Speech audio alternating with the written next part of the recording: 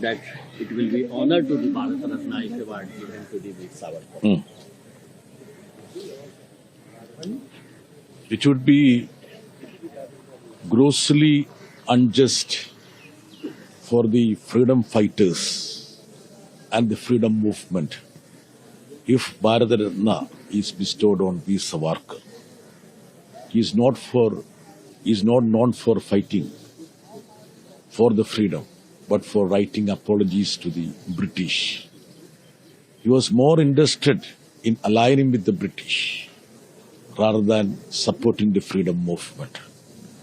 And he is known as the father figure of Hindutva, which is actually the founder of hate and hatred. RSS wants divisive polarization in this country. And even the very proposal for bestowing Bharat Ratna is targeted at that. And RSS brought अच्छे दिन for BJP, says Mohan Bhagwat. That is something between BJP and RSS. Anyway, we the hapless people of this country know that. ये बहुत बुरा हाल है देश के लिए.